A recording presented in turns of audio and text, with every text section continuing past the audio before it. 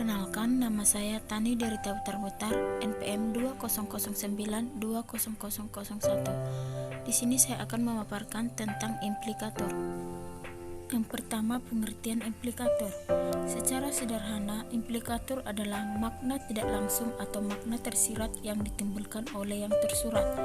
Implikator dimaksudkan sebagai suatu ujaran yang menyiratkan suatu yang berbeda dengan yang sebenarnya diucapkan.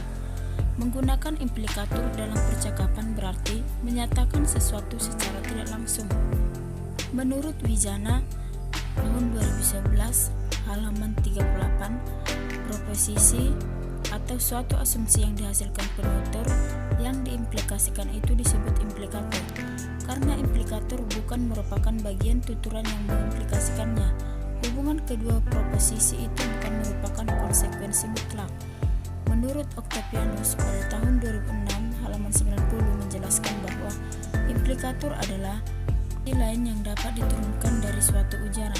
Dengan kata lain, implikator adalah informasi implisit yang dapat ditentukan berdasarkan suatu tuturan.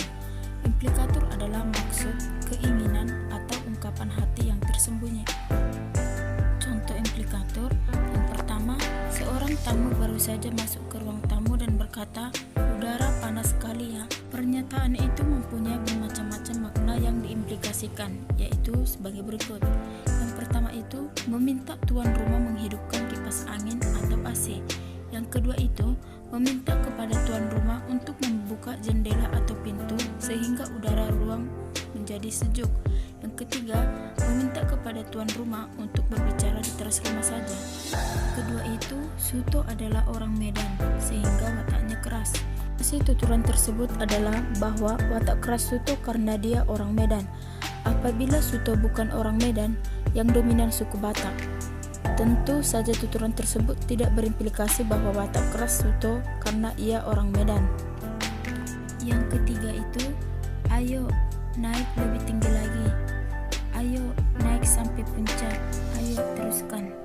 Ujaran tersebut tidak dimaksudkan untuk menyuruh anaknya agar memanjat lebih tinggi lagi, tetapi sebaliknya, menyuruh anaknya turun karena memanjat pohon itu berbahaya, dapat berakibat jatuh dari pohon, dan seterusnya.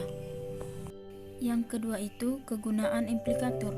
Menurut Levinson pada tahun 1991 halaman 97-100, implikator atau konsep mengenai implikator dalam kajian pragmatik memiliki sekurang-kurangnya 4 fungsi atau kegunaan, yaitu yang pertama, memungkinkan diperolehnya penjelasan fungsional yang bermakna terhadap fakta-fakta kebahasaan yang tidak terjangkau oleh teori-teori linguistik atau deskriptif. Yang kedua, memberi penjelasan yang tegas dan eksplisit tentang bagaimana kemungkinannya bahwa pemakai bahasa dapat menangkap implikasi atau pesan, walaupun yang diucapkannya secara lahiriah berbeda dari apa yang dimaksud. Yang ketiga itu, dapat menyederhanakan pemberian semantik dari perbedaan hubungan antar klausa, walaupun klausa-klausa itu dihubungkan dengan kata-kata struktur yang sama. Yang keempat itu, dapat menerangkan berbagai macam fakta atau gejala kebahasaan yang secara lahiriah tidak berkaitan atau bahkan bertentangan.